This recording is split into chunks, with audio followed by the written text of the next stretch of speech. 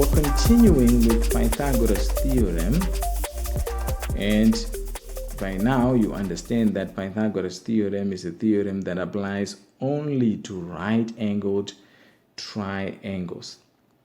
Okay, so in our first example and our first questions, we looked for the length of the longer side.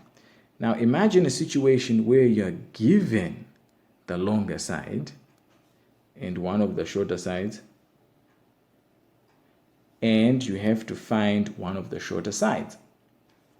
Our Pythagoras theorem tells us that the longest side is equal to the two shorter sides squared and added together. So the longest side squared is equal to the two shorter sides squared and added together.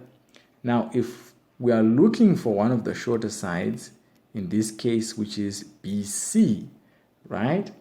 It means we have to apply these numbers to the theorem appropriately. This 5 represents the longest side, so the 5 comes here, right? Because this is the longest side, right? 5 squared is equal to 3 squared plus BC squared, because BC is one of the shorter sides. Now, this is a simple equation that we need to solve to find the value of BC. So we can take our 3, the other side. By the rules of equations, since this is positive, when it comes this side, it becomes negative. So you'll have 5 squared minus 3 squared, and this is equal to BC squared, okay?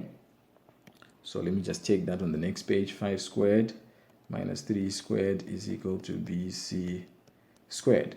5 squared is 25, 3 squared is 9, and then this gives us BC squared. 25 minus 9 gives you 16, and 16 is equal to BC squared. Now, again, we do the same thing. We want BC, we don't want BC squared, so we have to remove this squared. And the way to remove the squared is to square root both sides. So square root of 16 is equal to square root of BC squared, which is just becomes BC.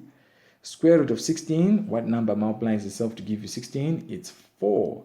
Since we had meters, that becomes 4 meters. So BC is equal to 4 meters. So that's it. That's Pythagoras theorem. Pythagoras theorem is simply a theorem that applies to right-angled triangles.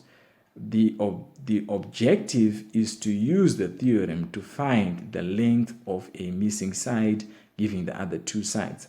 It could be one of the longer sides, or it could be one of the shorter sides. If you know how to do that, then you understand the theorem fully.